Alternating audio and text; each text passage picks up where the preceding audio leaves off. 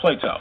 And here's this discussion. Socrates says this: do you know how you can act or speak about rhetoric so as to please God best? All right. Phaedrus. All right. In fact, the name of this work is called Phaedrus. Phaedrus says, not at all, do you?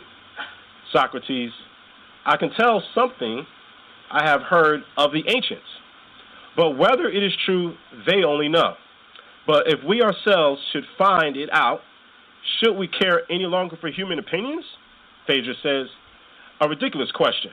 But tell me, what do you say you have heard? Socrates responds, I heard then that at Nekritis in Egypt was one of the ancient gods of that country, the one whose sacred bird is called the ibis, and the name of the god himself was Theul, all right, or Jehuti. He it was who invented numbers and arithmetic and geometry and astronomy, also draughts and dice, and most important of all, letters. Okay?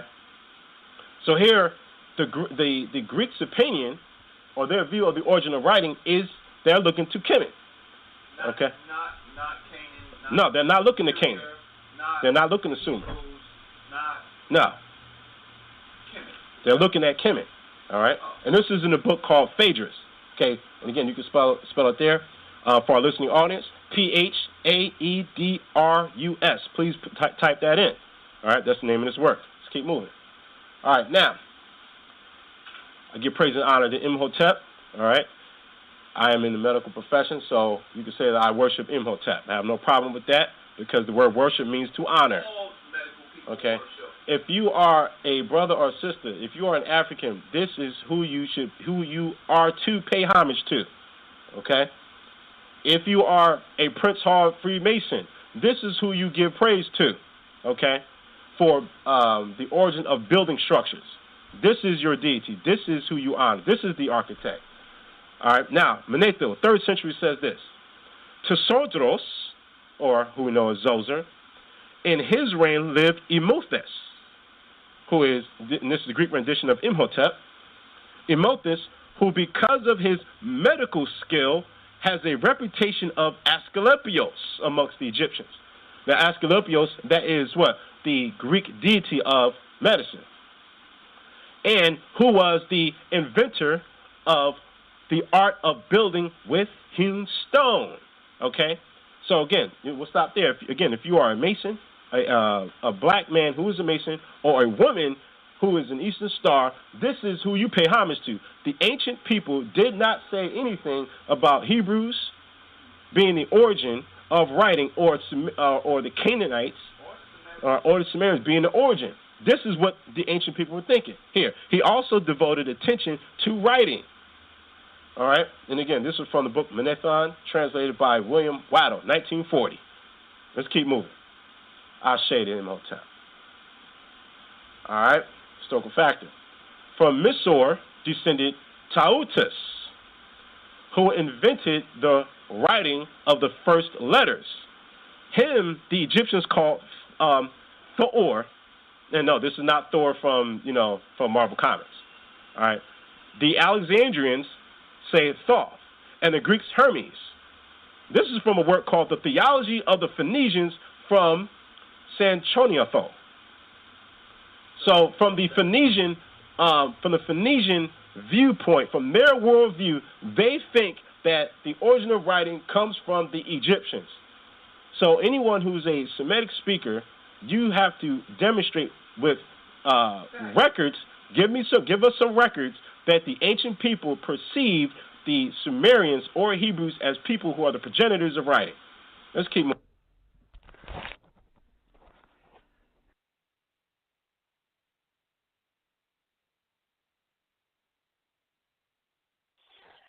All shade and Imhotep. Imhotep, shalom, shalom, peace, Black African power. Welcome, my African family, to another installment of the Reason Awareness Group Blog Talk Show. We thank you for joining us. We as a group are motivated in the awareness and true information, history, and lineage of our people. An excerpt from African Time, Volume 1, from the University of Kmt Press, This is not rocket science, if anyone is paying attention. The Chinese have their own culture, history, philosophy. They publish their own ideas. They print their own books. They do not ask permission to think, study, write, publish, print, speak. They set up their own schools. They're not praying and hoping a white Arab God to help them. Nearly 1.8 billion people, they are scientifically engineering their own salvation and rebuilding their own civilization. When they go to white schools in Europe, Australia, and the United States, they master only the best applied science, engineering, and forget about the white Greek and did everything else lies. With all that being said, we need our own kind to lay a blueprint for our own. We as a collective group have formed a beautiful introduction supplement for the homeschooling of our children and even for the parent. We plagiarize nothing. We give proper respect and recognition to anyone, group, or organization that we use as a reference or tool, who devoted their lives in the true story and history of African people. Our supplement is easy, accessible, and understandable. It contains multiple resources, books for the children, video links to view as a family, resources, books for you and the kids at home, extracurricular activities, library links, and more. We would like for everyone to direct themselves to our YouTube channel, that's Raising Awareness Group Media. There you'll have access to all our past blog talk shows, interviews, and recorded lectures. There you'll see the links to our website, and please review our supplement we put together. Again, visit our YouTube channel, that's Raising Awareness Group Media, and click the link there for our access to our website for the wonderful supplement we put together. We also would like to share with the family that us here at the Raising Awareness Group would like to extend our library. Our official books of methodology, research, teamwork, and overall morale are authorized by the University of Kmt Press. In 2016, it's 2016, and it's time to upgrade your library, people. It's far too much misinformation, pseudoscience, and flat-out rotten rhetoric being spewed through social media memes and hearsay. It's redundant and unwise to still use 25 to 50-year-old scholarship. It's time to step it up, people. We recommend all of you to our literatures like Blak, What Must Be Done, and Ma'at. As I stated before, when it constitutes African history, it must be done by African scholars. In the words of Dr. Sheikh Anta Diop, the history of African people will remain suspended in air and cannot be written correctly until African historians dare to connect with the history of Kemet. So if you're interested in the largest book ever authored by an African scholar, I strongly recommend African Time Volume 1. It is the first ever authored 1,000-page published book, properly sourced, edited, illustrated, on not only African history, but world history, science, African origins of humanity, migration, and more. Get your copy today. Moving forward with tonight's show, I'd like to get everyone's focus on something particularly about African language. Known as hieroglyphs, named by the Greeks, it's generally everywhere in any film about ancient Egypt, but it's always promoted from a white point of view. Make no mistake about it, it's a classical African language and writing system. We need our own intellectuals, scholarly sources, and understanding of what's called Medu Ntchr. We will have on someone tonight who's certainly qualified to open up and break down on this topic.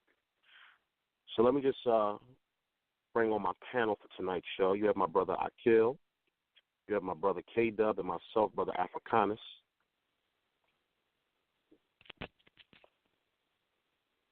And we'll have on our brother Sonjedi momentarily on. Brother K-Dub, are you there? I'm here, brother Africanus. How you doing tonight? Peace. All right. Good. All right. Let me just make sure my brother Akil is there. All right. We're just going to load up real quick. If you want to ask a question, all you have to do is just press 1. We'll put you in the host queue, and we'll put you right on. Let me see. Let me load it up. Do we have our brother Sonjedi on? Hold on. Let's see.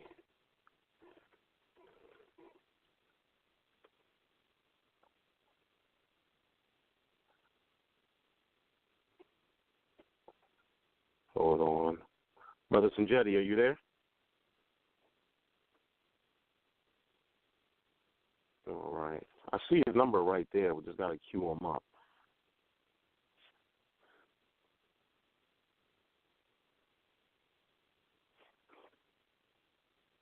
Hold on. There we go.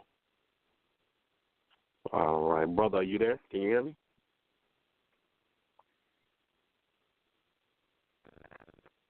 Peace, brother. How you doing tonight? I'm doing all right. How you feeling, family? Awesome. Thanks for coming on tonight. I got your message. I saw your message, too. How you feeling tonight? Thanks for chiming in, brother. Yeah, no doubt, no doubt. Thank you for having me. Oh, that's no problem, man. I'm glad you chimed in with us. So let's jump right into it, man. Let me ask you, what's the science behind your name? All right, Sonjedi? Okay. Well, yes. Well, first, I received my name through an initiation, a Kemetic initiation in my early 20s. Okay, so it's Sin, it's the SN, which is Kemetic for brother, sibling, or companion. Okay. Okay. And then Jedi. All right. Now, many people may be familiar with the Jed pillar. Okay. So the Jed pillar symbolizes stability, steadfastness. In fact, in ancient Kemetic text, there's a story called the story of the three wonders. And in one of them, there is a magician, a priest, elder by the name of Jedi, okay, who had the ability to reconstitute a severed head. Okay, and that's in Kemetic literature from the Middle and Old Kingdoms or periods. So, companion, companion or sibling of the Jed pillar, or simply companion of the Jed. All right, and Jed is also it is associated with Osar or Osiris, as well as Ptah. Okay. And it represents the backbone of the spine. Okay, that's awesome, brother. I just wanted to get a feel for it, because a lot of people have asked me, like, yo, man, how did that brother get his name? Where did that come from? I never heard that one before, so I'm glad you just broke that down to us about it. So let's talk about the language. Let's talk about Medu Ntchr. So let's talk about it. Let's talk about Medu Ntchr as a science and the history of Medu Ntchr. Does Medu Ntchr have a parent language? Yes. Well, let's do it. Let's define the word first, okay? And let's get into that, and then we can get into the language part. All right. So first and foremost, you have Medu Ntchr. So let's focus on the first word, Medu. All right. Now, Medu is a plural form. All right. So the singular form is mid or mad. Okay, which means word. Okay, so when you add the plural suffix, which is the u sound, okay, it makes it words or speech. Okay, so that's med or medu, and then Ntchr is a term that many people will normally translate as God or divinity. Personally, I don't like to I like to leave it untranslated because you have to feel the meaning. Okay, so it could be power, principle. You could translate it that way. That might be a little bit more accurate. I normally don't translate it as nature per se. Most people say nature. Of course, this is the Latin form. Because it sounds the same or similar. But again, that there's bad linguistics per se. All right, just because it sounds the same doesn't necessarily make it exactly the same. So I normally like to leave it untranslated, so we can say the speech of Ntchr. All right, you can even translate it as divine speak. This is actually speaking about the writing script, okay, or what you might call hieroglyphic writing, okay, which is related to but apart from the spoken language. Because you have to remember that language is spoken before it's written. Okay. So I'm gonna let you go to the next question, but I just wanted to make that distinction. It's almost like saying, what came first, the English or typewriting? Mm-hmm. See, I won't call your language typewriting because that's not describing what you're speaking. It's describing the symbols that's being printed on a medium of writing for others to read. Okay. Well, when we're talking about the language, when you talk about Medu Ntchr, and we're talking about it as it being a classical language, we have established that it is a classical African language, correct? Yes. Now, let me ask you this: was Medu Ntchr used in ancient Nubia or like pre-dynastic, pre-Kemet societies? Was it used prior to that? Okay. Now you're saying as in regards to the spoken language, correct? The spoken language, yes. Yes. Okay. Now I'm going to use Now many people don't like the word Egyptian, but just for simplicity, I'm going to use Egyptian, and I'll also use Kemetic interchangeably.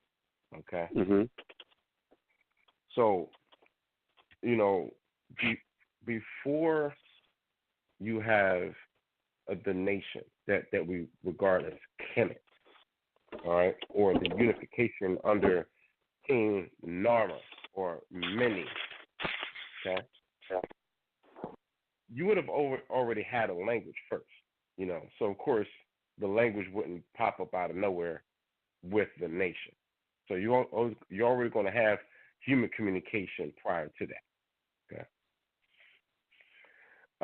Let's think about other places in Africa. Any 100 square miles, you're going to find many different languages. Okay, even in modern day Africa. Okay, let's say if I go to Nigeria. Okay, you can have Hausa, Igbo, Yoruba. All right, many other languages. Within 100 square miles. Okay. Same thing in Kemet. You're going to have many different languages, but yet they're related. Okay. So what we're calling Nubia or Northern Sudan is language that we recognize as Egyptian per se, or an Egyptian language. Right? Yes, you would have these languages in this area already. It was standard reason that it would be there before, by the time written records come onto the scene. Now, take notice I said an Egyptian language because there are a group of related languages, not just one monolanguage. Oh, okay. That's interesting to know. Okay. So when I ask, we're the Raising Awareness Group. We're talking to Brother Sonjedi of the AmenRa Squad. We're talking about Medu Ntchr, the classic language of Africa. If you have a question, just press 1. That'll let us know. You put you in the host queue. Ask the brother a question. They'll definitely take care of it.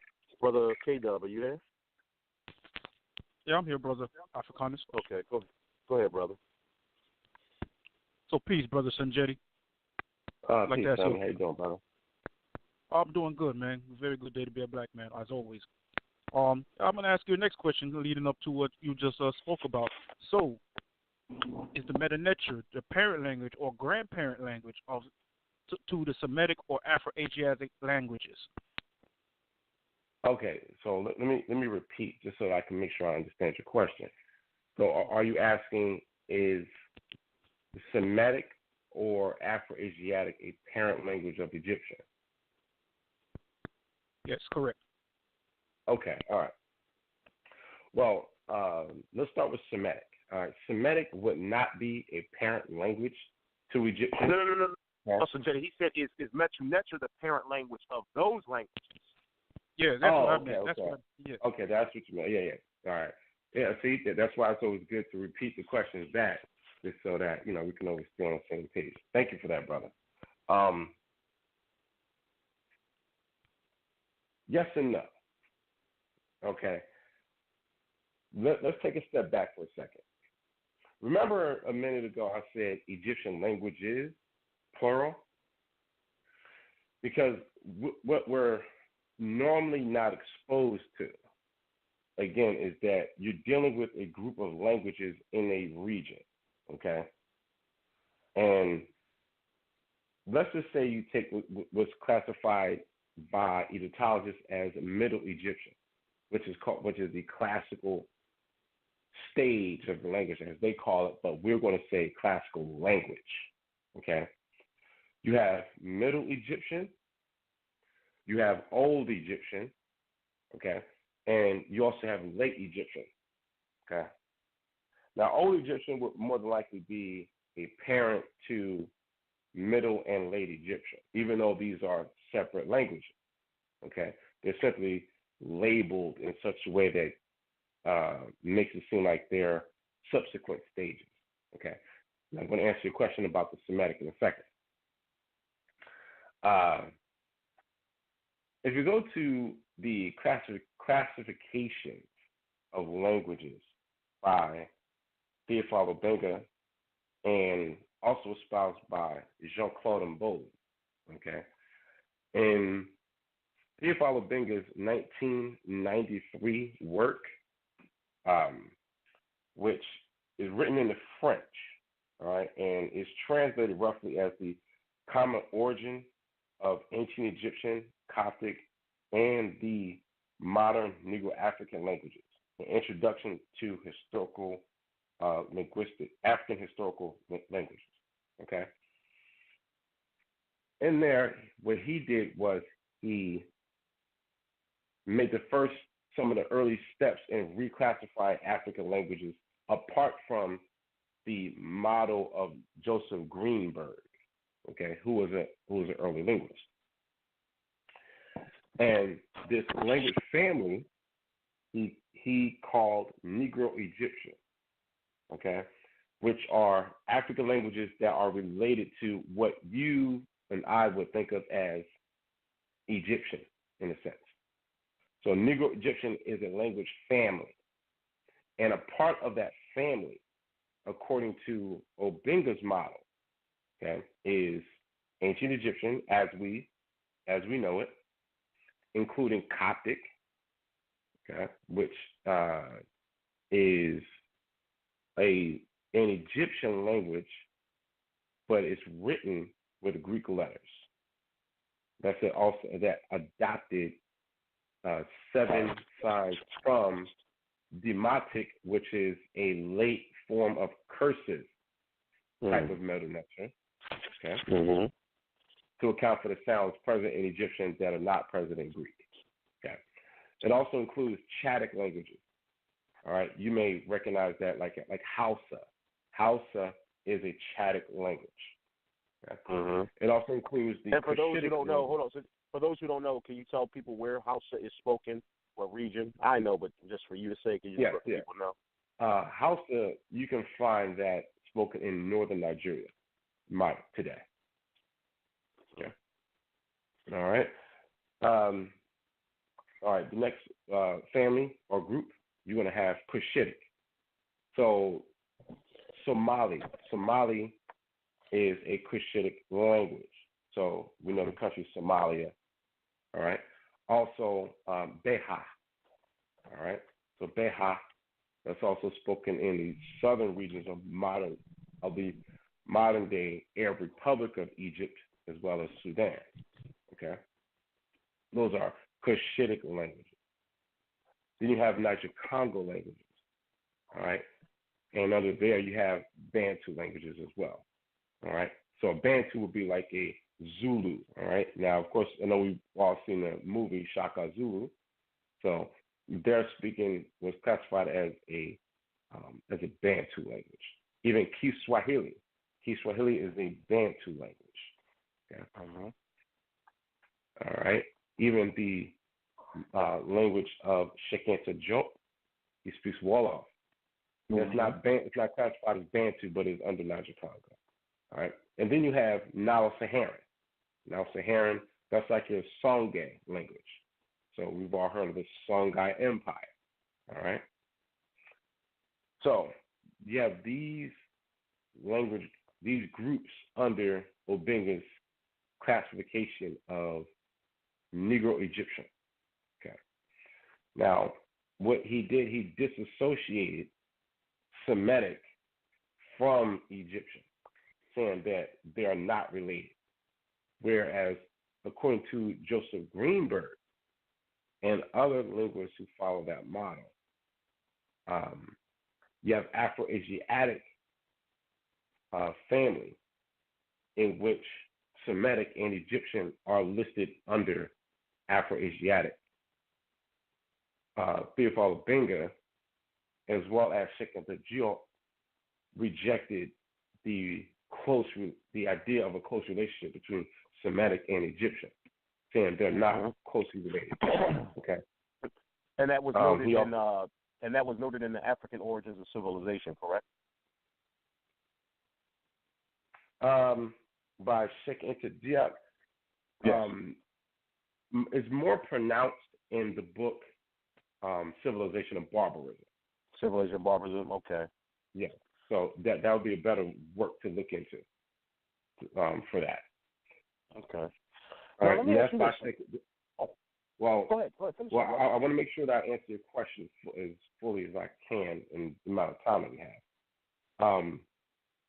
So, if you also go into the book Ancient Egypt and Black Africa, which is written in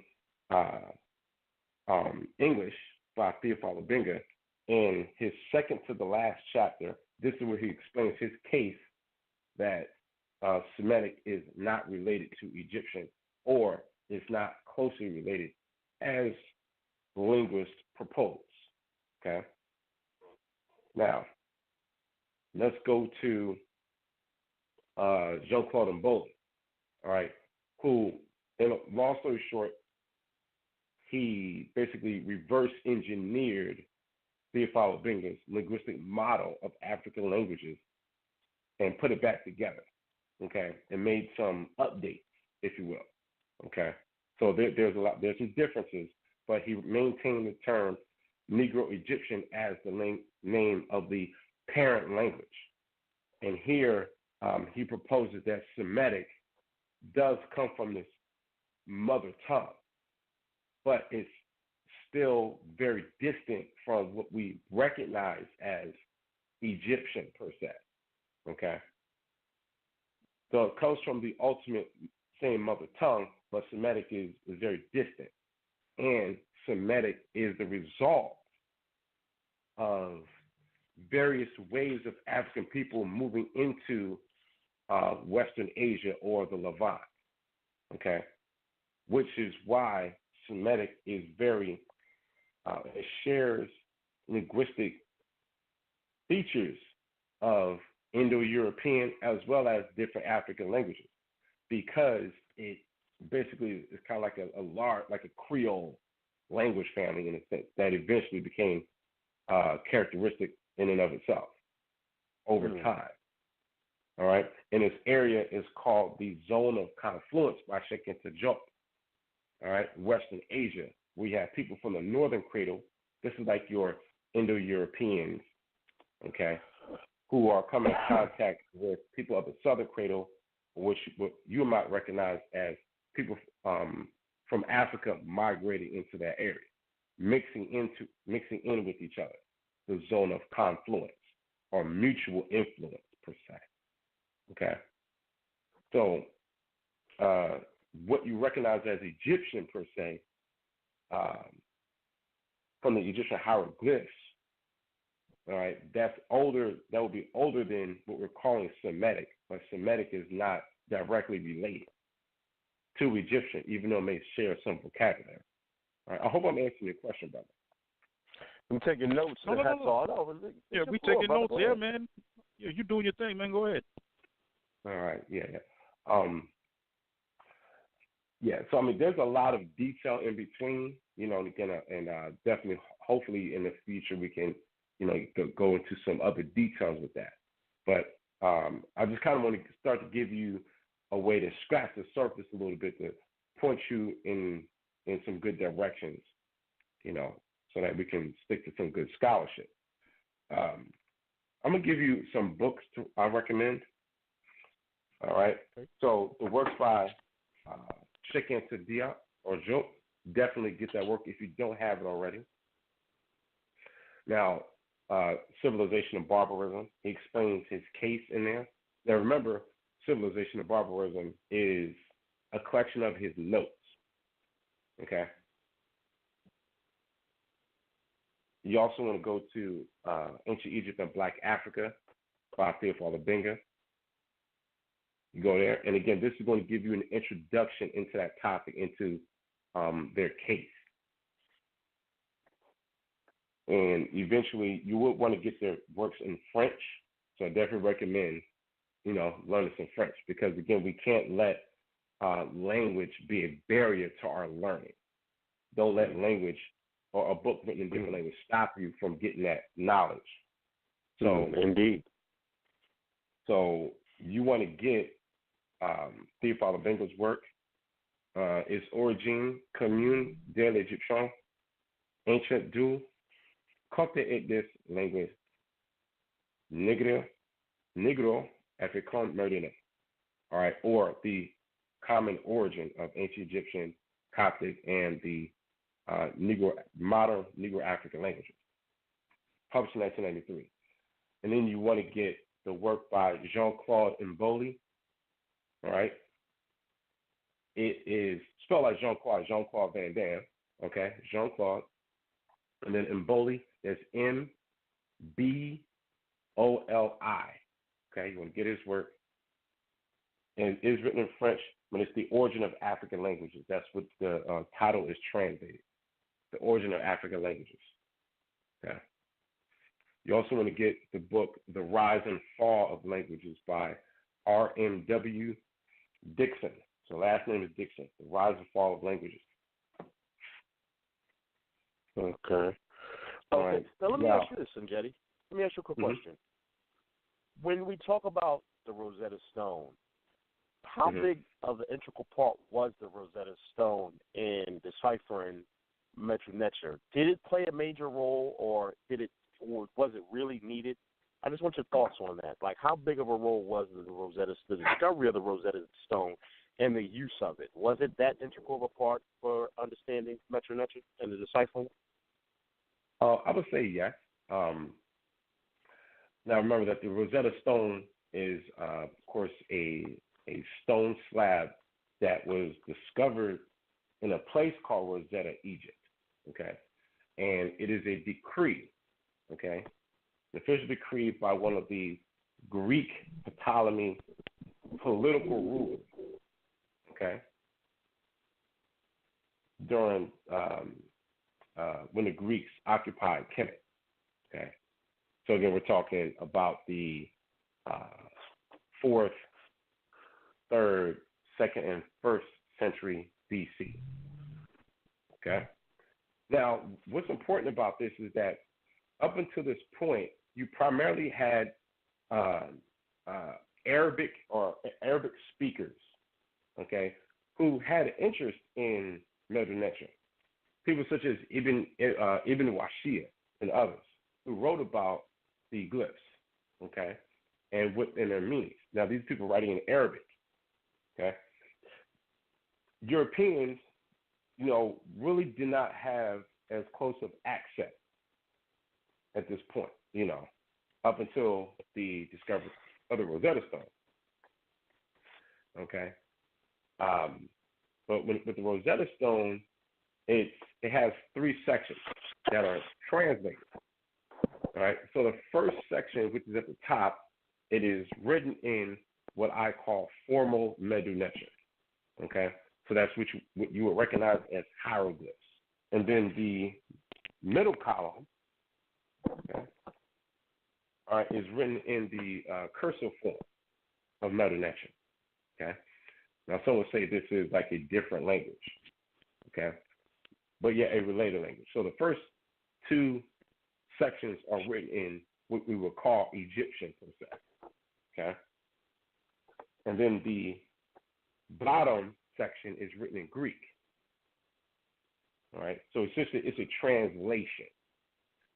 And because you had Europeans, and namely Jean Champollion, right, since he could read Greek, okay, he could also read Coptic, okay? And remember, Coptic is an Egyptian language, okay, simply written with Greek letters.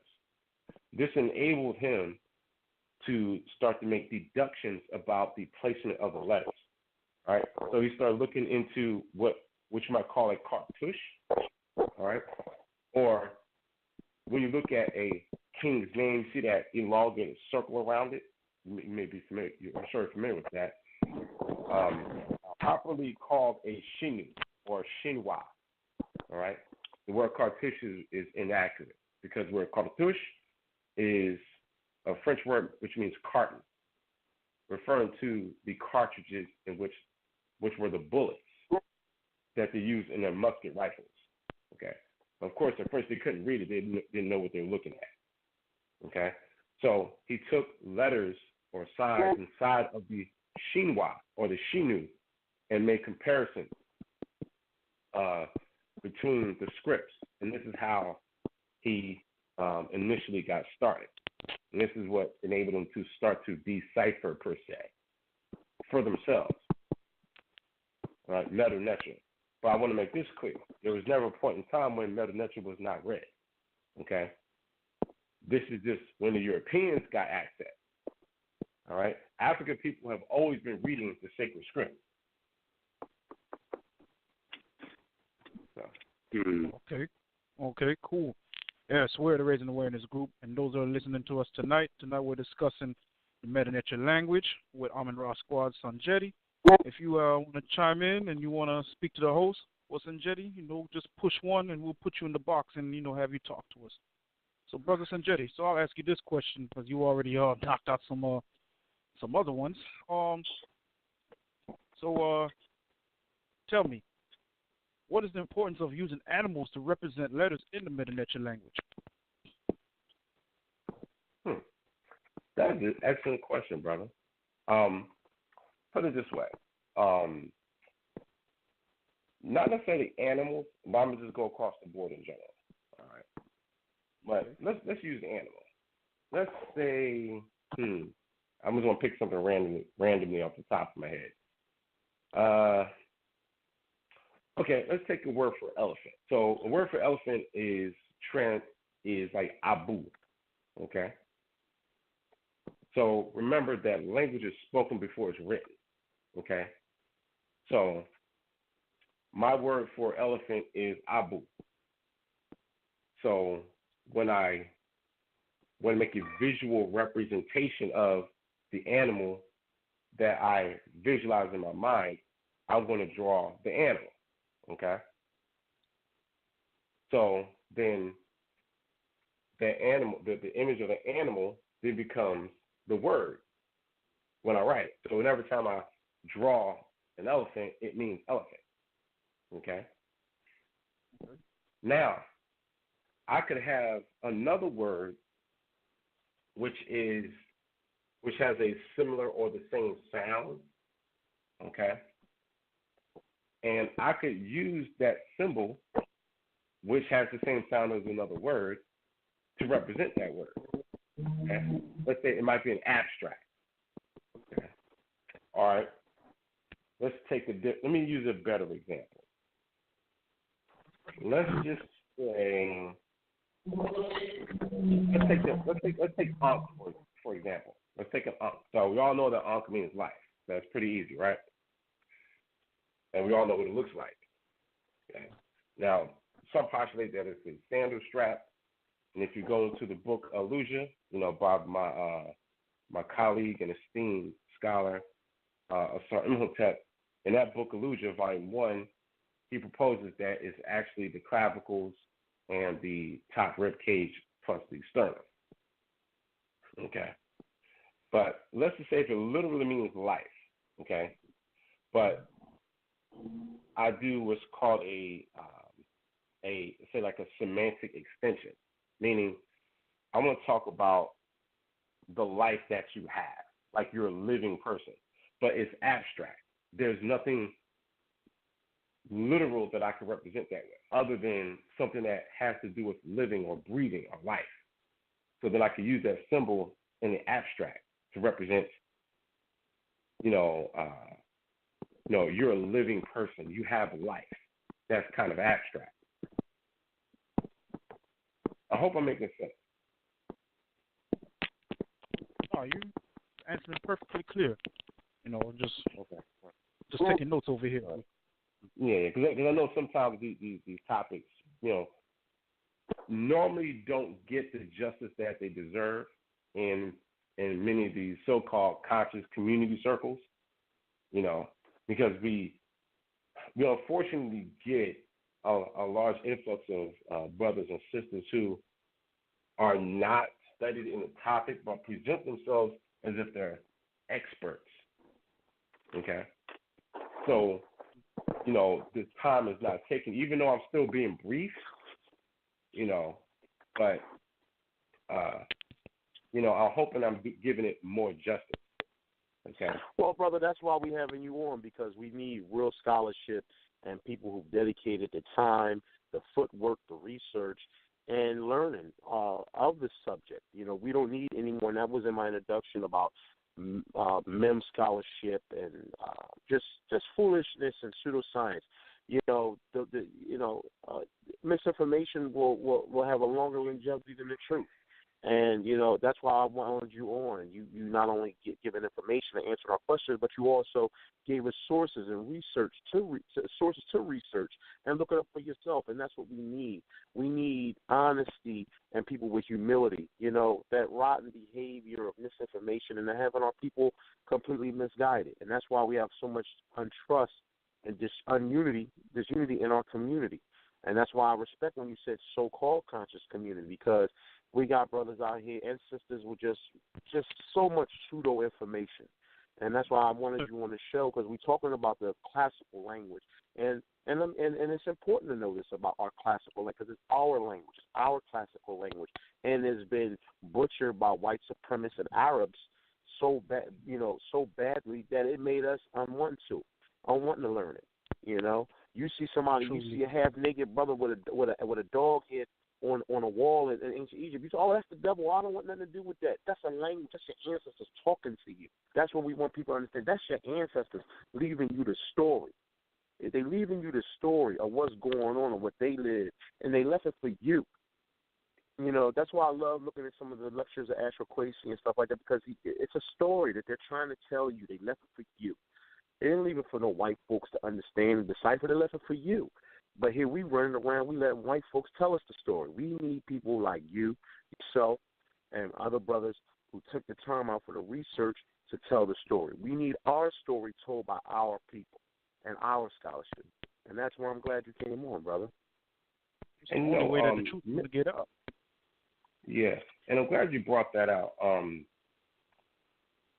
You see, in regards to my own background, again, I never claim to be a top scholar at all, because, I don't bestow that upon myself. Others say it about me, and, I definitely appreciate the sentiments, but I'm a student, When it comes to Medu Ntchr, I started when I was 19 years old. I'm 35 now. When I was 19, my first instructor was AmenRa. Many may be familiar with him. He was from Baltimore. And he's the author of the work, Let the Ancestors Speak, removing the veil of mysticism from the Medu Ntchr, all right, published in 1995. He's an ancestor now, okay? I purchased his book when I was 19. I think it was like the spring of that year, okay? And, I didn't have anybody to guide me. I just picked it up from a bookstore in Philly, right there on South Street. You might remember the Pearl of Africa when it was open. Yeah, I do. Okay. I do. Yeah, and I used to get a lot of books from, our dear brother Ahmed. You know what I'm saying? He's an ancestor now.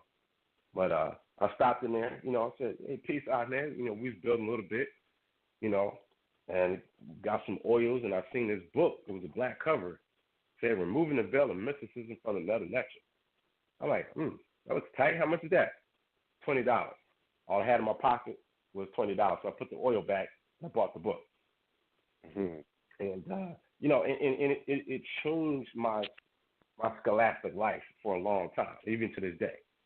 And then I went to Community College of Philadelphia that same year in the fall of 2000, and I became the vice president of the African Student Union. And the president at the time, his name was Hannibal Casanova. Okay, and we took a trip down Baltimore to a conference, and it just so happened that AmenRa was at this conference down in Baltimore. Others who attended this conference, Sister Akua Zinzela, she was there as well. That's where I met her, and when I started getting into naturopathic health. But anyway, I met him at this conference, and and I was just excited just to talk to him. And I showed him my notebook because I had already been practicing, to show, listen, I'm a diligent student. I read your book. I don't understand everything in the book, but, I'm on it. So we exchanged numbers, and, he's always encouraged me to practice. Nothing takes place in practice, okay? Mm-hmm. And my second instructor of Medu Ntchr was Infant Dishi Jehudimat, Cotton Heru Kamal Salim, okay? And I learned it as a part of an initiation in the Kemetic Temple, and this was in my early 20s. So it was further reinforced, okay? So we had classroom time. We also traveled to different museums, Brooklyn Museum, the Metropolitan Museum, et cetera, to name two of them. And he would test us right in the museum. Say, Sonjedi, read, and, there's no YouTube yet. There's no Facebook, so you can't jump on the Facebook to get a couple pointers from somebody real fast and say, okay, yeah, I think I know it now, okay? And just imagine being in a museum and there's a large open space in front of your group, and your instructor says, read this. I remember the first time we did it. Yeah, it's on the spot, Yeah. Oh, hey, I was nervous. Sonjedi, let me ask you something. Let's I know you pressed for time. I know you said you got to run early. Let's take a couple callers. People probably want to get in and ask you something. So let's take a couple callers real quick while we got you on. Yeah, let's take a couple callers. Go ahead. Area code 646. Area code 646. You're live with the Raising Awareness Group in Sonjedi.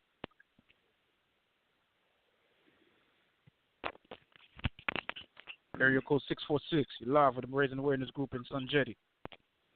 Is that me? I'm 646. Yeah, that's you, man. Brother. How you doing tonight? I'm doing well. AmenRa Squad up. Peace, brother. Yeah, I'm Donald Imhotep Sonoy, Oh, please, brother. How you doing tonight? Yeah. I'm good. I'm well, Yeah. Listen, I Sonjedi. Yes, sir. I just want to thank you, man, for your dedication, man. You're a very dynamic brother, man, and I really appreciate you. I just want you to know that from the time that I became aware of you, when you did this lecture, you was on the couch of Sarnetta with Brother Reggie. I said, you know what, man, this brother here is so humble.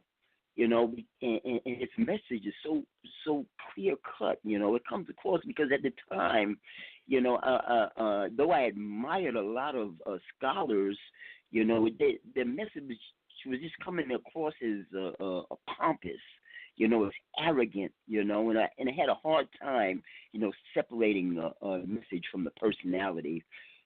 So I want to thank you, and it's so inspiring that it took me back, to the part of the lecture that you were, I think it was called The Scribe. and it says, it's instructions addressed to Merikari. I think I pronounced that right. And right.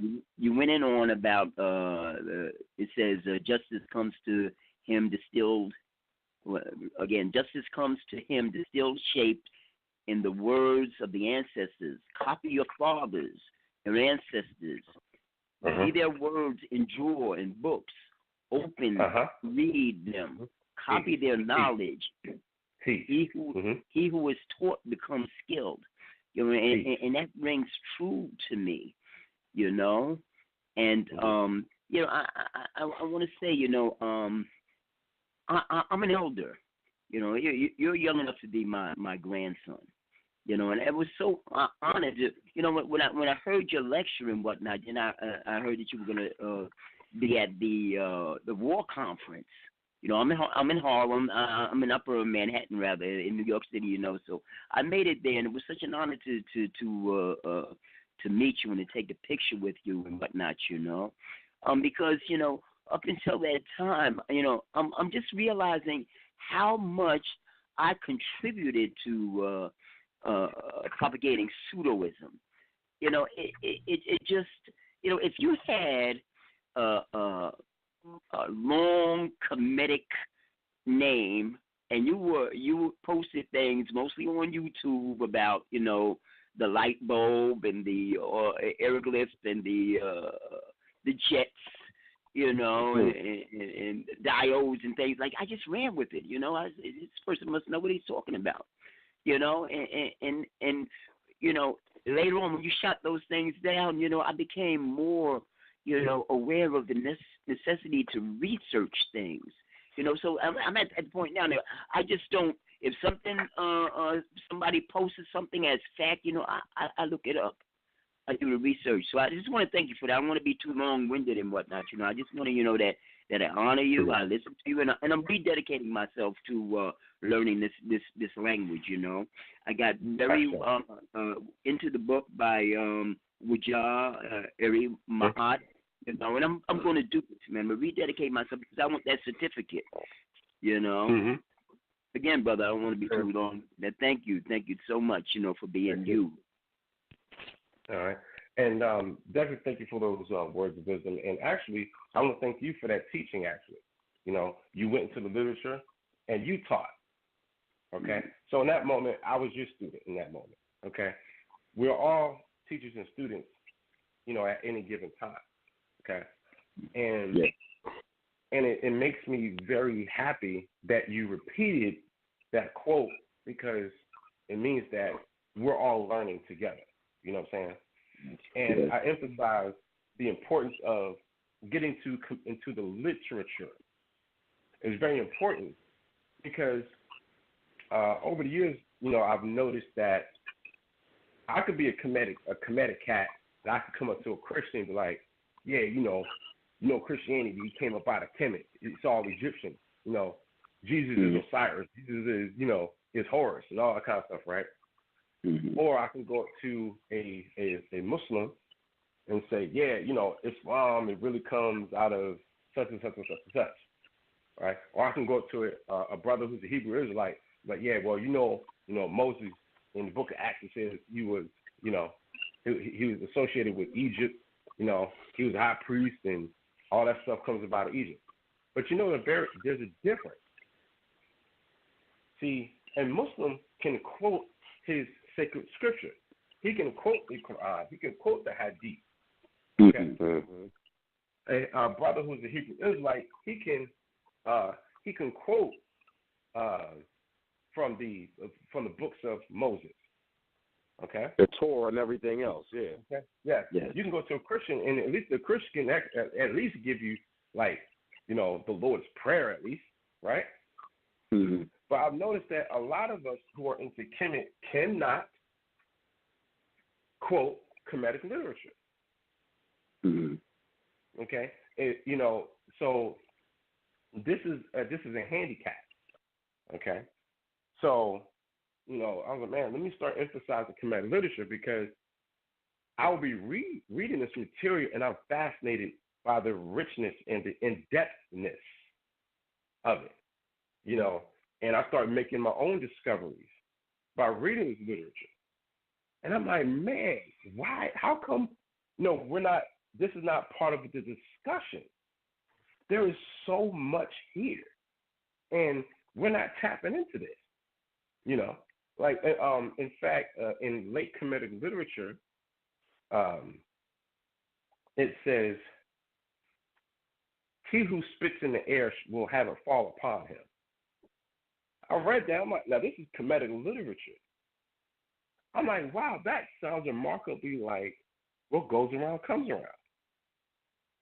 Right? You know, we've all heard that saying before, right? I'm like, wow, that's pretty deep. And when you actually think about it, you know, if you spit in the air, it'll fall on you. You know, or put it this way, if you do dirt, it's going to come back and haunt you, right?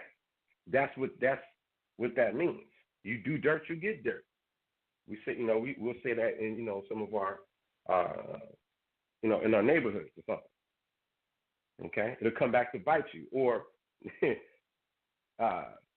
know, or don't sell crack where you rest at. Okay, meaning, you know, you do dirt, it's going to come back and bite you. Okay, I'm like, man, okay, you know, I'm like, okay, he who spits in the air will have it fall upon him.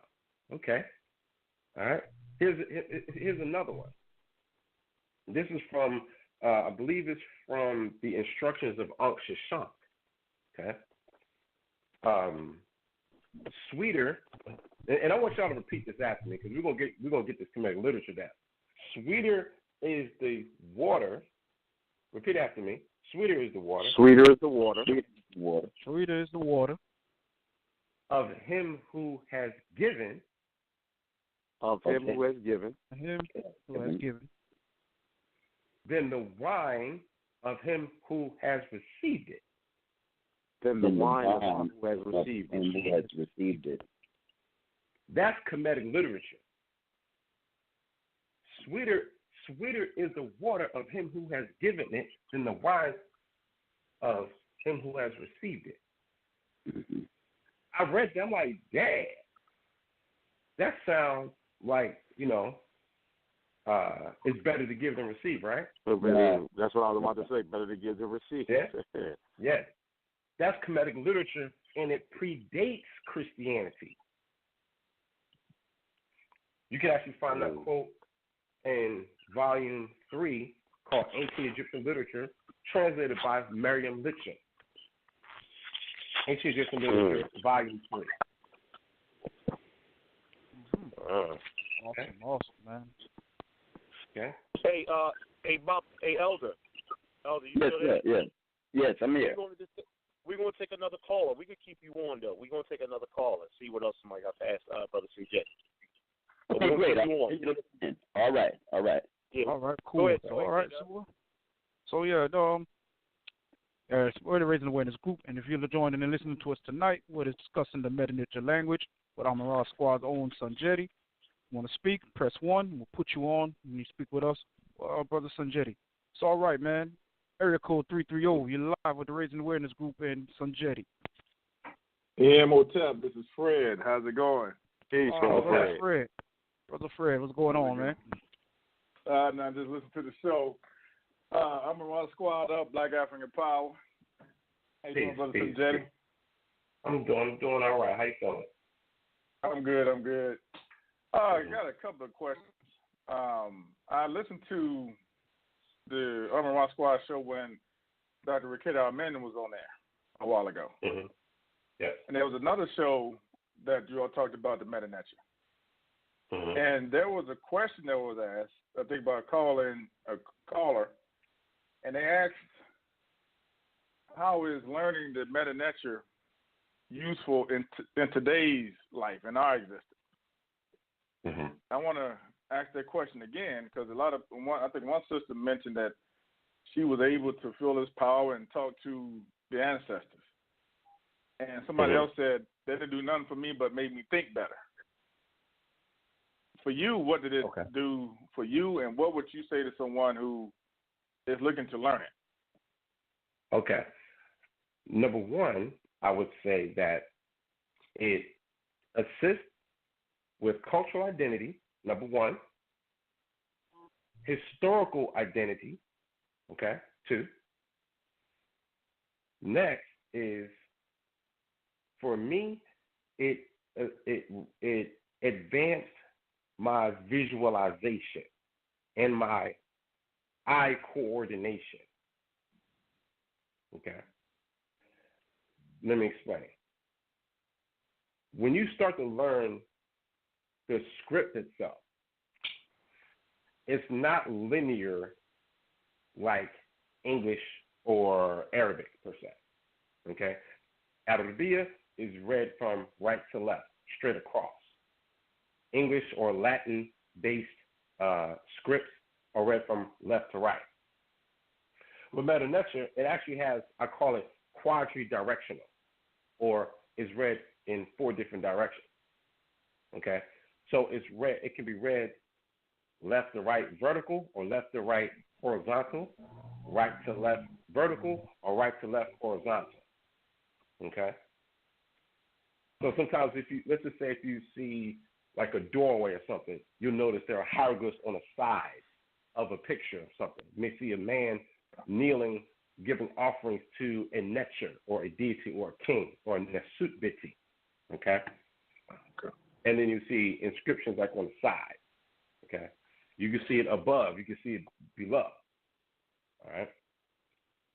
Now, when you're reading the script, let's just say if I have the word, let me see. Okay, let's take Tutankhamun, for example. Now, many of you have heard of King Tut. Now, when you read the name, okay, the name of the Ntchr is always written first, though it is not spoken first. Okay? So if we read it straight across without using the grammatical rules, it's read Amen Ntchr if you read it straight across. Okay? But when you understand the grammatical rules, all right, writing is sacred for African people. Okay? In this particular case, Kemet. So you write it first, which is called honorary transposition in the grammar. But you don't pronounce it first. So you pronounce it Tutankhamun. But in order for you to do that, your eyes, you will see the Amun first, but you're not going to read it. But then you'll read the Tutank, and then your eye will backtrack to the Amun. So your eyes are going, even though it's going, let's say, you're reading left to right, depending on the position of the glyph, it's going up and down, frontways and backwards as you're reading across. Your eyes are constantly moving in different directions rather than straight across. Okay? So you have to develop a keener memory in order to read it. Okay? Also, here's another effect that it has on the brain. Let's take, for example, you have a no smoking sign. Okay? So let's take 2 examples of it. First, you have the image, which is, let's take a cigarette with a circle and a crossbar of a horizontal bar, right?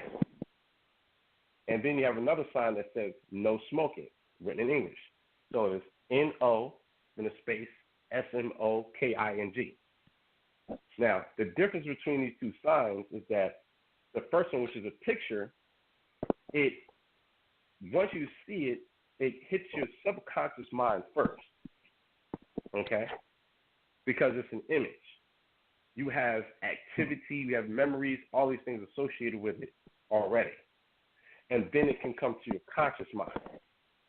That's why pretty much anywhere in the world, anyone who sees this sign knows what it says. But if I have a sign that says, and the symbols are N-O, then S-M-O-K-I-N-G, if I don't read English, I'm not going to know what that means. So what happens is that hits your conscious mind first, and then you have to make a picture association, okay, which is a different pathway, or a memory pathway in the brain. Okay? So with Medu Ntchr, because you're using pictures to represent sound and words, it's simultaneously hitting your conscious mind and your subconscious mind. Okay? Because not only are you using your subconscious because of the picture association, primarily the right side of your brain, okay, you're making an abstract association with sounds and concepts simultaneously, which is primarily the left side of your brain. So when you read Medu Ntchr, there's more cognitive activity that occurs in the brain than if you're just reading English. Right? Does that make sense? Oh, most definitely. Okay. All right. This is my last question. General, it's a broad question.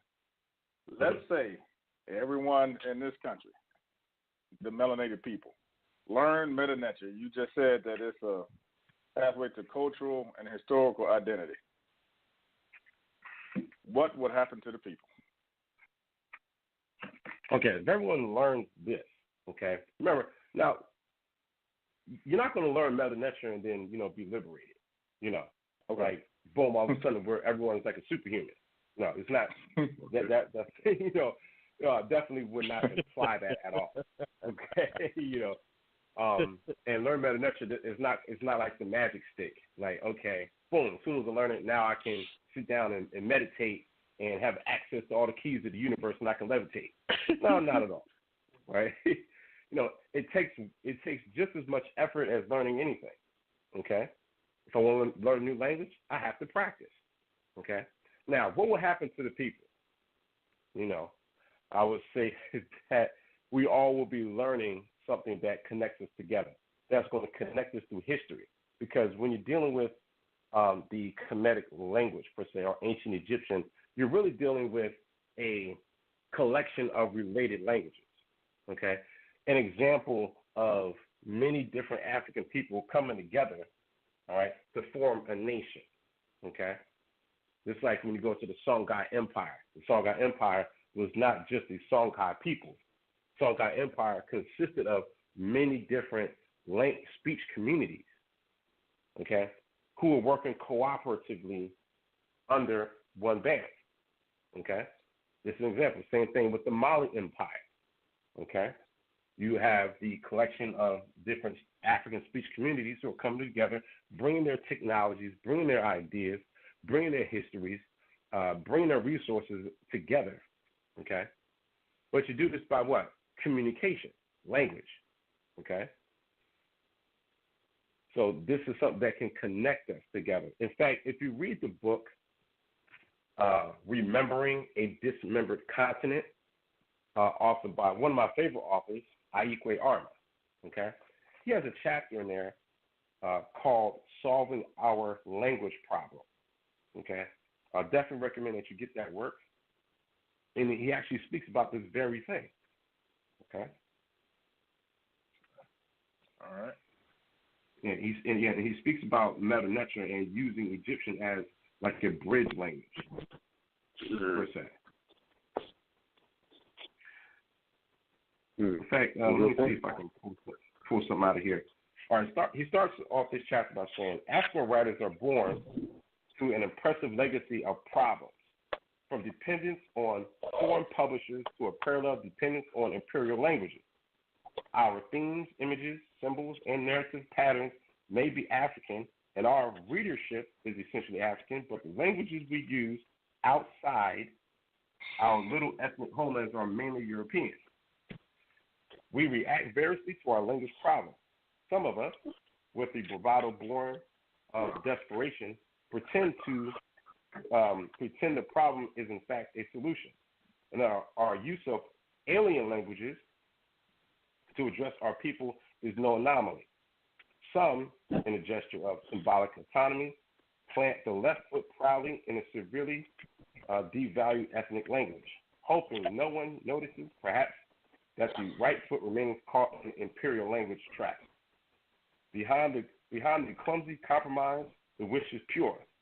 And even though it is now frustrated by the inescapable force of reality, it is both immediately sensible and ultimately achievable to reach all Africa in an African language.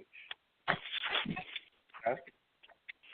Now, I'm going to take that and look back at Medu Ntchr. I can look at that script or that language. I go to an Egyptian hieroglyphic dictionary, all right, whether it's by Lesko, Budge, Vigus, or even Faulkner or anyone. I can take almost every single word in an ancient Egyptian hieroglyphic dictionary and I can match it to at least one other modern African language on the continent right now. Okay? And that tells you something. That tells you that this is not one language. This is a language family. It is a uniting factor. Can I add something to that? Can I add something to that? In Civilization of Barbarism, I highlighted that in my personal book about that. And also he noted you can't find these words in any European language that I've seen either. So that should even tell people, who want to learn Medu Ntchr about how powerful and how connected languages are. But most of the research is done through what? Through languages, through the connection of languages. And the languages is connected all across. You even noted that earlier when you were talking. African, the languages are noted that they're connected. We find the connection. And that's why we want to reach back to our traditional African languages, to no one, to elevate your mind, just to use your eye, like you just said, you use your brain, your left and right side of your brain. Our ancestors were intelligent human beings. They were scientists. They elevated technology, cultivation, civilization. So, and that's what's important. And I feel that that's why I wanted to learn it and why I think everyone should try to learn it. Because most of the time you hear people, what's your second language? Oh, I know French. Oh, I know Spanish. Oh, I know German. Oh, I know some Slavic. It's always going to be some Eurocentric language. But when you hit them with I know Swahili, or I know a Yoruba language, or I know Medu Ntchr, they be like, what? Yeah, these are African languages. That's why I wanted to learn them. I wanted to learn my African heritage language. And that's why I wanted to learn. That's just me personally, to make me get closer to who I was and my ancestral background. Yeah, and it's in the language. So definitely I'll share, in that with you, bro. You know what I'm saying? So, again, and a lot of times we're taught to devalue Africa. Therefore, language, anything that looks African, it's lower than me. It's not classical. It's not worthy. It's not technology. It's ugly. It's, you get all these negative caricatures about Africa. Therefore, you get negative caricatures about yourself. Exactly. Okay. Take another call. So take another caller. KW, you there? Yeah, take another caller, brother. Yeah, I'm here. Yeah, sorry about that, man.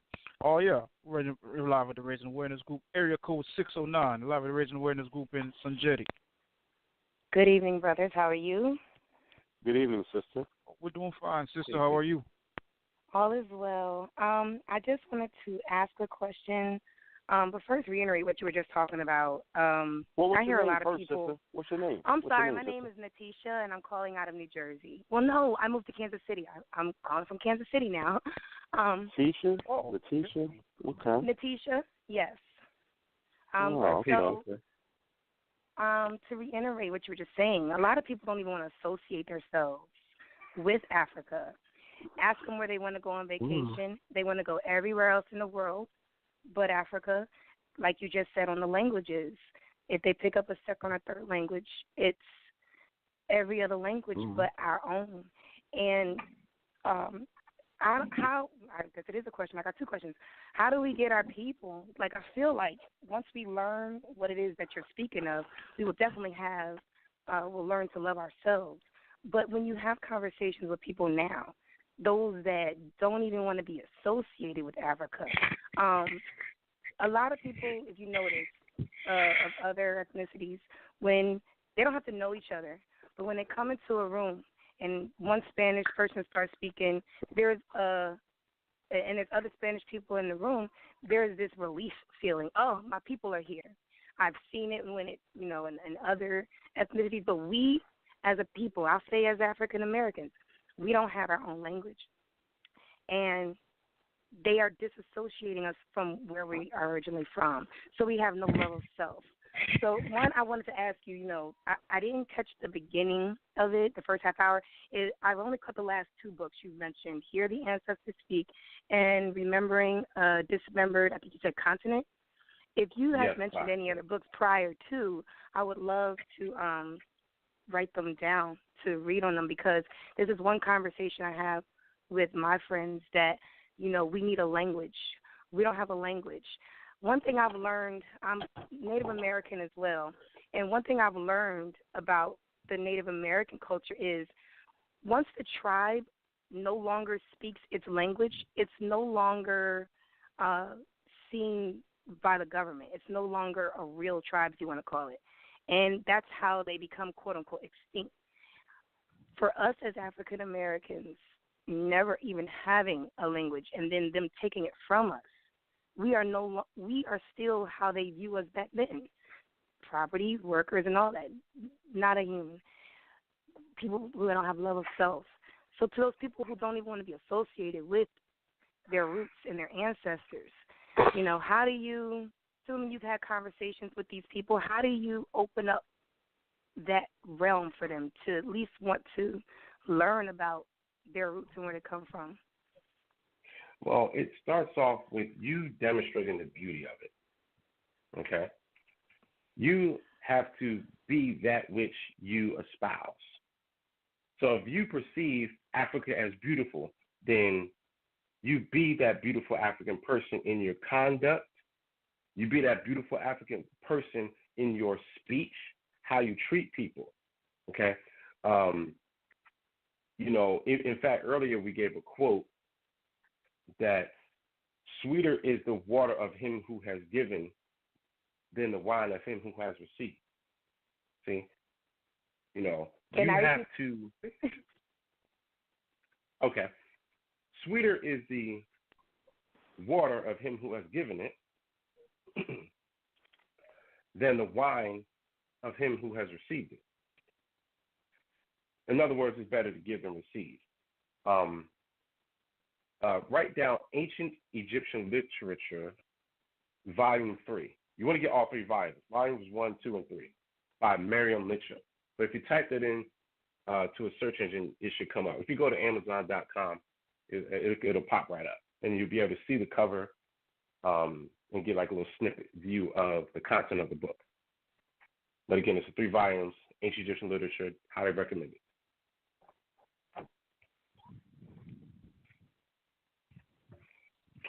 Now, since we're talking about Medu Ntchr, you also want to get a beginner's introduction to Medu Ntchr. All right, that's by my colleague Wu Zhao. You want to get that work? Another one of my colleagues, his name is Asar Imhotep. He just came out with a book called Nsut-Biti in Ancient Egyptian. Okay. Say that one more time. So Asar, Nsut-Biti. That's NSW. Put a space for the next word. Then it's B. You're gonna write J. You're gonna put T and then a J. Okay. Now it's not pronounced like J, but it's actually pronounced as I. Okay. Then the rest of the title is in Ancient Egyptian. So Nsut-Biti in Ancient Egyptian. Asar Imhotep. Okay. Appreciate that, brother. Thank you. Okay. All right. And another book by Jonathan Owens, Magi. Okay. Handbook for the Conscious Community. You want to get that as well. Handbook for the Conscious Community. By Jonathan Owens. Mm-hmm. I appreciate that. Thank you. Mm-hmm. Do you have anything else, sister? No, that is all. I'm loving the fact that this conversation is going on, and my hope is it doesn't just stop here with us, but we take what we are learning to those that aren't listening, the ones that we come in contact with every day. So I know they probably got a a proverb back in the day of keeping information for yourself as opposed to giving it and all that. But everything that we get, just share with everybody. No fear. That's all. Thank you again. No problem, sister. Appreciate the call, sister. No problem. And what we always like to say is teach the children, and that's a motto that we go by. We picked that up off of University of Kmt Press, and that's a motto of the Raising Awareness Group. That's what we are about, and it's about teaching the children. And let me just say one thing. Let me just add one thing in. The sister brought up a good point about, when she compared Native American tribes and how when the chieftains, when they lose the language, you lose the people. You're no longer recognized. And let me just say this, when Europeans came to the continent, kidnapped us and brought us here, that's a part, and Arabs too, same thing with Arabs, when Arabs kidnapped and raped and pillaged our people, it's colonization, and when you conquer a people, that's a part of the methodology, the criminal barbaric methodology. One of the first things which you should realize when you're being colonized by barbarism, you have to understand one of the first things they do is make your tribal traditional language illegal and force you to speak their language. Right now, and of the 50-plus countries on the continent of Africa, it's illegal in certain parts of Nigeria, Ghana. When we talk about the Ivory Coast or the Gold Coast, I call it the Ivory Coast. It's supposed to be called the Ivory Coast. It's supposed to be called the Gold Coast. Burkina Faso, there's laws where you must speak French. There's laws where you must speak. How can Zimbabwe have a national language of English? This is what we need to understand. There's national languages in Africa of European or Asian descent. That doesn't make any sense. That's when you've been colonized, and that's what they do.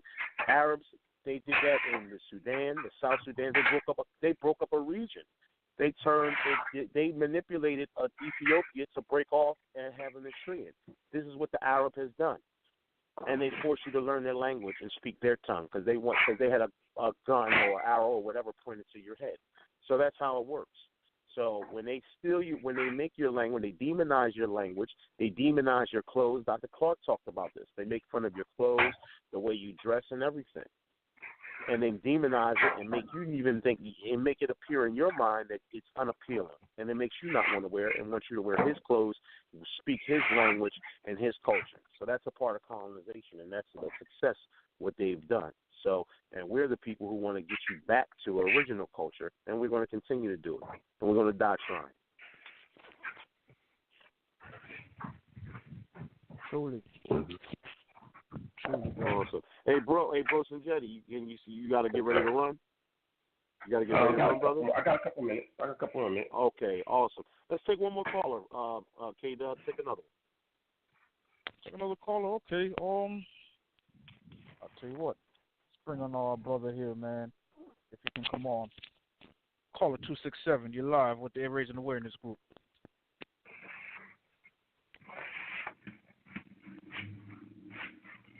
Hotel. Peace. Hotel. This is Brother Kufu, co-founder of Raising Awareness Group. I was just sitting back listening to the show, and it's definitely a good show. If I had a question for Sonjedi, my question would be, how did the later forms of Medu Ntchr, did Christianity play a role into the forms of the later forms of Christianity? I mean, of Medu Ntchr, like Coptic writing and stuff like that. Yes, that's a good question. Yes, because of the Christianization of native Africans, okay, and of course you have the influx of Greeks, Persians, Syrians, etc. They used the Greek alphabet to articulate the Egyptian language, okay? And as we mentioned earlier, they had to adopt 7 signs from the Matic, or properly called Seshat or Session Shot, which means letter or document writing, okay, to account for the sounds present in Egyptian that are not present in Greek. Okay. They use this because to them, these Medu Ntchr signs were pagan symbols. Okay. So this is to get away from the Africanness of Kemet, and that's why they use it. Even though indirectly Greek comes out of Medu Ntchr indirectly, not directly, but indirectly. But for them, it was they didn't want to continue with what they perceived as pagan or the signs of the devil, etc. Got you. All right. I got you. Hey, I got another question for you. Do you read Sumerian texts? I have text in English, but I don't actually read the script without without utilizing a book with the symbols. I got you. Mm-hmm. Okay. So awesome. like Gilgamesh epics, things like that. I have things like that written in English. All right. That was my question. All right. Cool. Cool, brother. Cool. All right, man. Put you in the box because I know we're pressed with time with Sonjedi. I know he has to run. Brother Sonjedi, any last thoughts you want to say before your boogie? I would say I definitely appreciate you having me on the show. This was just as much, if not more, of a learning experience for me as it is for you. I like your platform.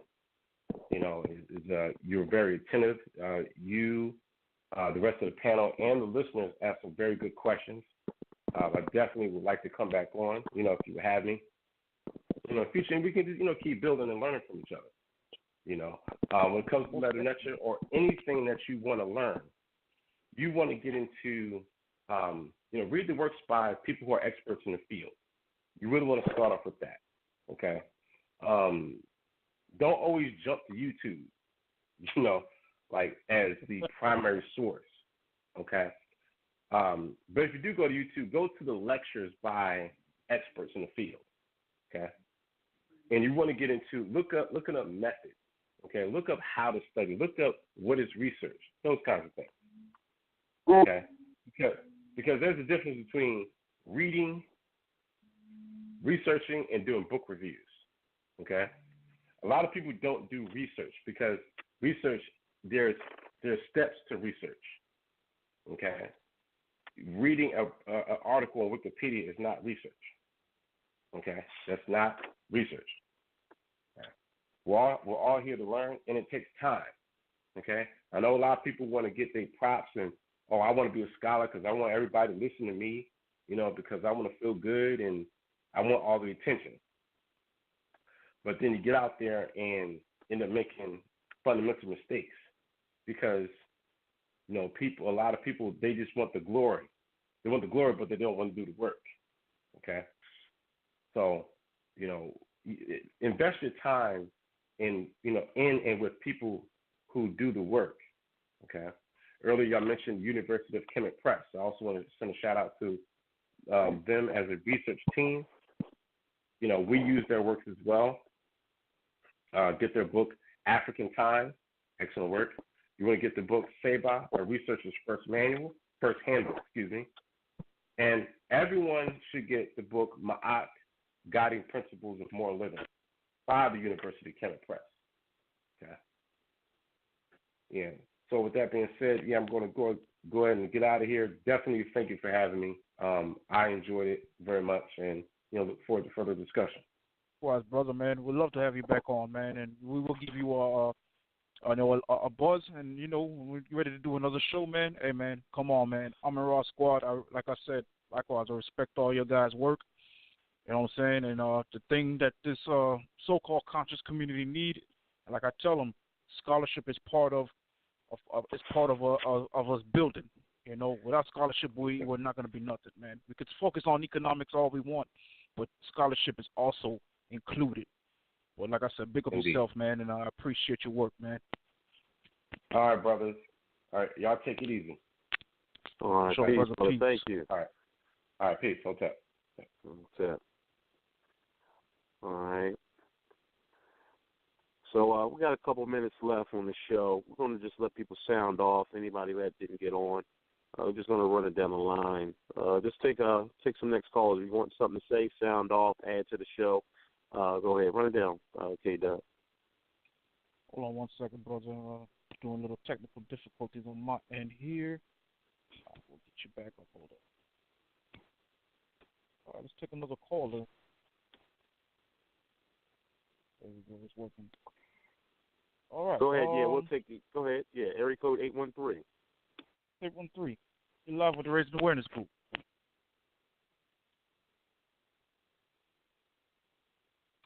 Code 813. You're live with the Raising Awareness Group.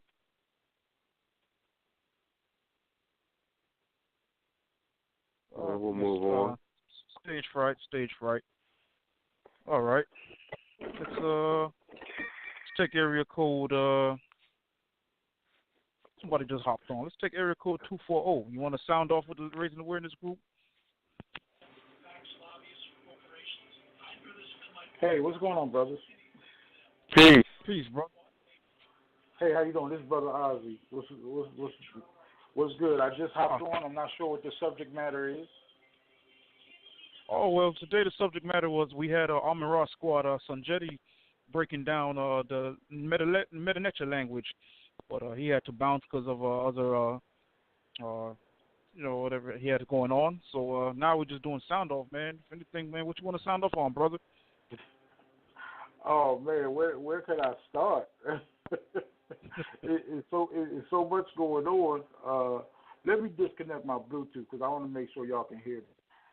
Yeah, we can hear you, brother. We can hear you. Yeah. Okay, y'all can hear me okay? Yeah.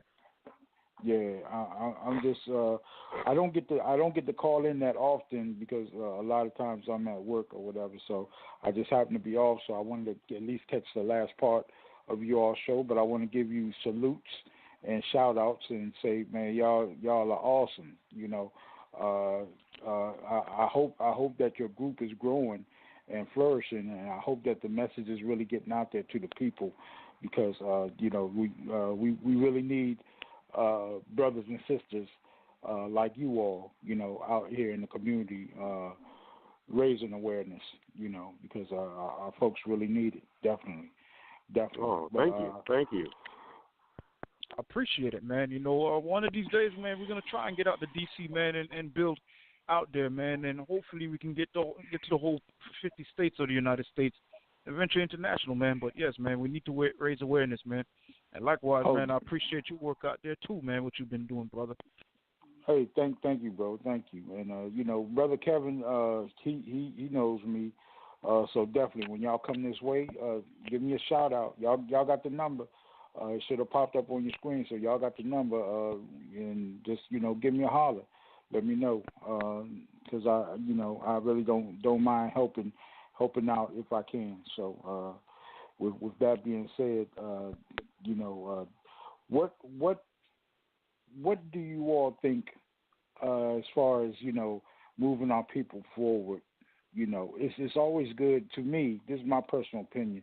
It's always good to know yourself and know your past. But we have a whole lot of mess that's standing in front of us right now. How do we move forward with pushing forward past this mess and really bringing our people together? You want to take that? You can take that one, man. And I'll follow up on it. Well, brother, first off, thank you for the compliment, listening in on us and being a faithful follower to us, man. We support you right back with what you're doing down there in D.C., and we're aware of what your works are and things of that nature, and definitely commended for it. And, number one, it's fundamentals with our people. We got to get back to our fundamentals. We have to get back to our principles of Ma'at, what our ancestors laid out for us. And that's why we are about homeschooling in our community. We're all for learning Medu Ntchr language or just an African language, Swahili, Hashu, the brother named them, Igbo languages. But we have to get back to our principles. We have to get back to understanding the basics of food, clothes, shelter, reinstalling the man as head of household in our community, gender role equality. And I emphasize that, gender role equality amongst our people, because we've just adapted so much to a Eurocentric ideology of how to treat each other, and this is not the way it's not the way it's supposed to be, with feministic mentality with our women and misogynist also. So we have to get back you're to definitely correct. Yeah, so we have to get back to our ma'at principles and how we have to learn and treat each other. We've let a lot of negative influences in our house and in our minds. We let a lot of bad influences come around us. So we have to reiterate ma'at. And that's why it's imperative that we have to influence ourselves with our ma'at principles. That's why the brother named, and that's why we use our methodology library of University of Kmt Press with books like Blak, ma'at, study team, what must be done, and African history. And that's why we always largely promote African Time Volume 1. So I think, along with those things, and like I said, gender equality roles, I think moving forward, that will solidify our home. And once we solidify our homes as a community, and then as we grow as a community, we grow as a nation and so forth like that. But we got to start with our fundamentals first. We fix our fundamentals and our principles. And then definitely agree, brother. Definitely agree. Most definitely. And then on top of that, as Afrikaners just said, after all that basic structure principles, then for us to be self-sufficient, I'm going to use the Asians as an example in this country. Listen, man, they build with only them, and look how pretty much successful they are. They take our dollars. No doubt. They take our money. No doubt. They take our money. We're liquid money to these people. They get liquid money from everybody else, but they keep their monies in their circle, and which makes them thrive. You understand? So what we need to do is get back to that pre-integration. Excuse me, not post-integration. Pre-integration. When we had that, when we had no other choice but each other, we kept our dollars in our circles. And then whatever, we lost that way 50 years ago because, I don't know, we just wanted to have everybody love us instead of just loving ourselves and say fuck everybody else. Excuse my language. That's just I feel you, brother. We have to get that. That's what we have to get back. Well, the sooner we do that, then we'll be on the right track. Right. You're right. And I just wanted to just tell my people to be aware of what's going on in North Carolina and what's going on in Georgia as far as them, repealing them acts for the LGBT community, because now they're gonna come crawling back. No, they're gonna come crawling back to the black community to get our help. And my thing is, it's time for us to start turning the tables on these snakes that come to us when they need us. And then, they like to, basically turn their back on us when we need them. So we have to get something out of this. If they come into our community, our people have to stand up and say, well, what's in it for us before we help anybody. We got to say, what's in it for my community? What are my people getting out of this? Because there's too many times that we've seen throughout history that people use our community for their stepping stones. And we still end up being on the bottom step. And that's one thing that I'm tired of seeing. No, you got a good point. Hey, bring Brother Fred back on. Put Brother Fred back on. Let his mic, unmute his mic. You can put it back on. But the brother is right here. The brother is absolutely right. And it's so funny because let's look at Brother Fred. You there? You know what's so funny? Because I look at this election as a competition of who's going to get the black vote. That's what I'm looking at. That's when exactly I look at the Democratic, especially when I look at the Democratic, when I look at Hillary Clinton and Bernie Sanders, it looks like which one of these, what can I do to get these Negroes to vote for me? Because that's what the Democratic Party is looking like. They're looking like a two-headed dog. They look like a two-headed snake fighting each other over the same piece of meat. You understand what I'm saying? And over the same prey, and they trying to win over the black vote, and mainly the black woman vote. Hillary's trying to play on black women's emotions, while Bernie Sanders is trying to play on the emotions of black men. He's trying to seem like he one of the boys. He's trying to seem like he could say the N-word, we good. Like he felt our pain when Trayvon Martin when George Zimmerman got off. All the police brutality that's going on. I see the writing on the wall with both of these clowns. Bernie Sanders, I'm going to end police brutality. I'm going to make the equality. I'm going to heal relations between. How? 4 years, if Bernie Sanders get in 4 years, and the same amount of Negroes that got shot by George Zimmerman's and police, the Jordan Davises and Eric Gardners is going to be the same amount, if not more. Hillary Clinton. And here's the other thing too. Go ahead, brother. Oh, I was saying, and the other thing too. Like, here's the thing. You got to look at Hillary Clinton and Bernie Sanders.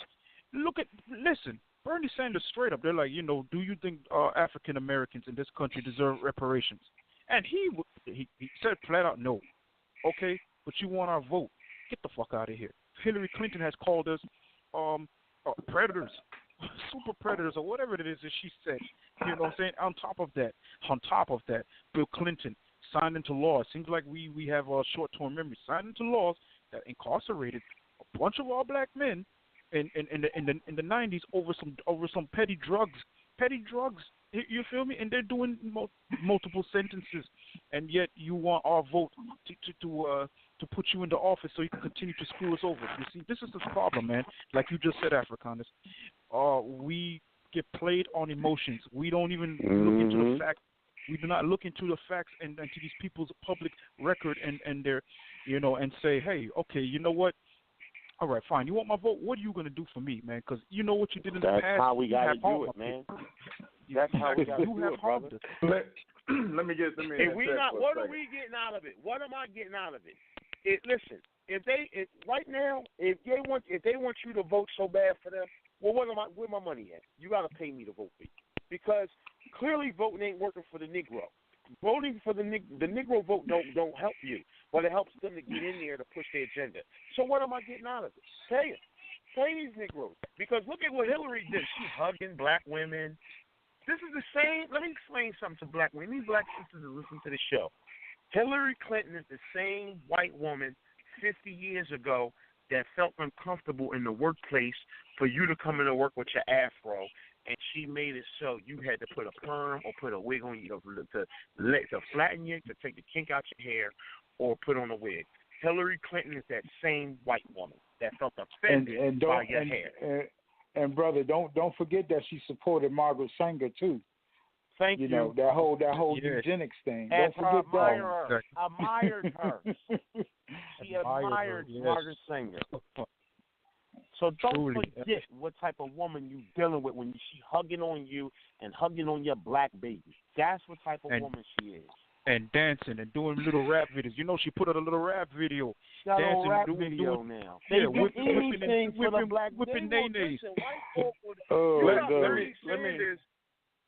me say one more thing. You got Bernie Sanders pulling out old black and whites from 1960, him marching in the back, 10 rows back of Dr. King and getting locked up. Where did this come from? This is how I know this is how clinical these people are. They plan things 50 years ahead of time. This is the truth. Don't you think this man probably thought 50 years ago he wanted to be president of the United States sometime, and they planned for this? Every time you look up, you see some little black and white of Bernie Sanders in the back of Dr. King. Well, go ahead. I just wanted to point. we talk about the shows about the Medu Ntchr, and I asked Zeddy about the language. Well, I studied the importance of it, whatever. Well, these politicians, they are dishing out rhetoric. They are trying to unite with us by using our words. Mm-hmm. And they're falling for it because we don't know our own language. If we knew our own language, we could decipher the nonsense that they're spewing out to us.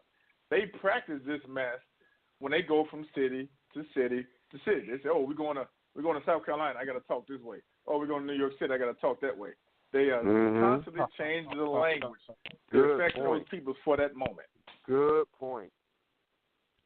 Yeah, it's nonsense. And when they get in office, they ignore us, and then all of a sudden you say, "Man, I'm not feeling that person." Why? Because they're not speaking your language. Well, I mean, we haven't learned. We got one of us in office for 8 years. Well, what has he done? He did everything else for everybody. He wasn't speaking our language. But hey, but he has our skin color, so that's why we just like, yeah, he my president. Yeah, sure, he is your president for the rest of America. Oh, and when they say, oh, he's president of all America, not Black America, you know what? They're actually right because he is president of gay America. He's president of a Hispanic illegal immigration Hispanic America. He's president of bankers America, Jew America, white America, Black America. Oh no, man, pull up your pants and man up. You ain't getting shit out of me, nigga. That's your president, and this is your politician. When he came in, and I only voted for him. I think it was you, Akil, or Kevin, brother Kev, who said that they voted because he was black. Yeah, I did that too. Yes, that was me. I did. I would admit I did that in 2008.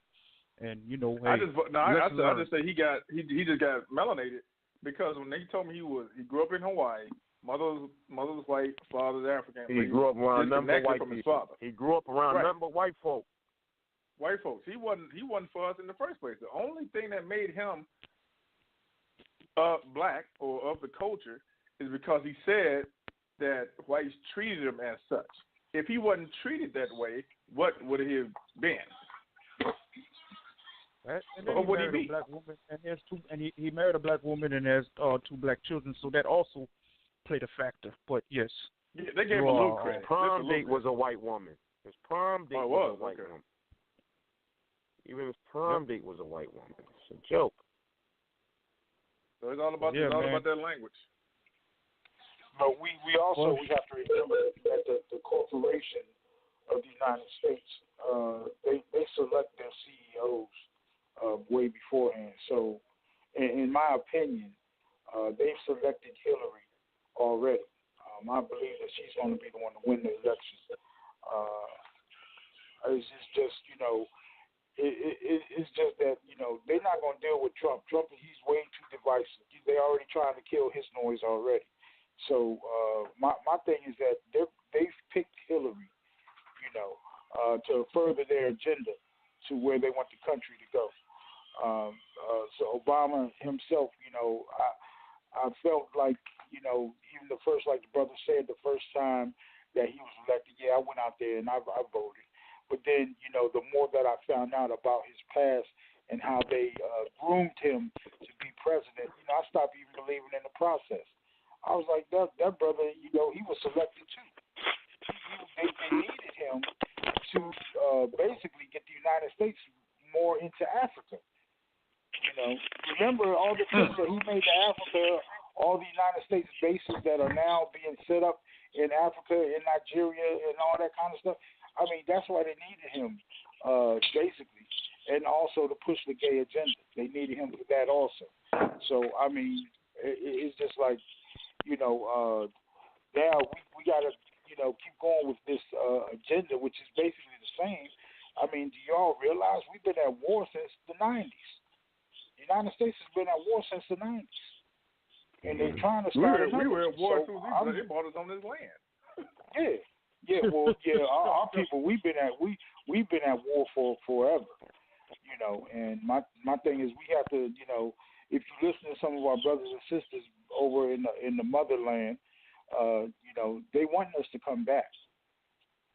And a lot of people, a lot out here, a lot of black people over here being mad at them, saying, "Well, how come y'all didn't come for us when we was kidnapped?"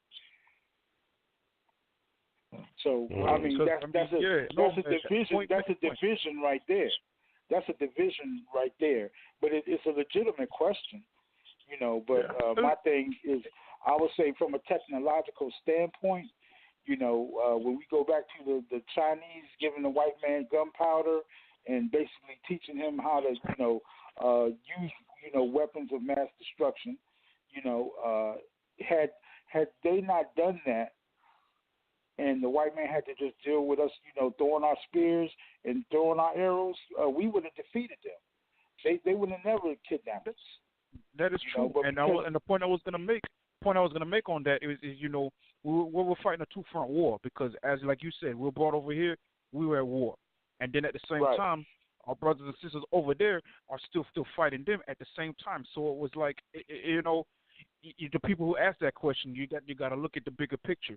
We was at war, whether we was over here in the West fighting, the colonial powers that brought us here, or back in the East in Africa, fighting the colonial powers there, trying to take over the land, especially when they got into that Berlin Conference, where they did the scramble for Africa, where they tried to really take over the continent, but you know, those efforts were futile in the end. You know what I'm saying? Even though the effects of colonialism is there today, they didn't succeed in, you know, like they did with the natives over here, where they straight exterminated them. You understand? I want y'all to do an experiment when you see some young people out there. Ask them if they know who Queen Nzinga was. You know, ask them if they know who Mugabe is. You know, because Mugabe. You know what, brother? Those are the people, and that's why we have to have our own homeschooling so we could teach our children who our heroes was. Because the Joan of Arc, like you said, Queen Nzinga, they know the Joan of Arc story. Marcus Garvey, you know, they'll know who Winston Churchill or Lola, you know, even their mythological, even their myth characters like Paul Bunyan. They'll know, our children know them. Or Paul Revere, they'll know who Paul. Yeah, they know Paul Bunyan, but they don't know John that Henry. story. Yeah, but they don't know John Henry. They don't know who Marcus Garvey is. Yeah, you know. So but anyway, we're pressed for for us. Oh yeah, we are pressed. Damn. Yeah, we are very pressed for time. But hey, thank you for chiming in, brother Dre, man. I always appreciate it, man. No problem, man. Anytime. You know, so we'll anytime for sure. Likewise. So we're gonna wrap it up, man. And you know, same time every Wednesday, Raising Awareness Group Blog Talk Show. We will discuss various topics that that affect the Black community. And what we do is we raise awareness. You know, so I'm glad for everybody. Thank you for chiming in. I thank Brother Sonjedi for coming on. Thank you, Brother Fred, Brother Kufu, Brother Africanus, Akil, Elder M. Cool, and the rest of the Raising Awareness Group, and everybody who chimed in tonight. You know, thank you for calling in, and we will be here same black time, same black channel, 8:00 p.m. next week, Wednesday. We're always going to make Black America great again. Peace. Peace.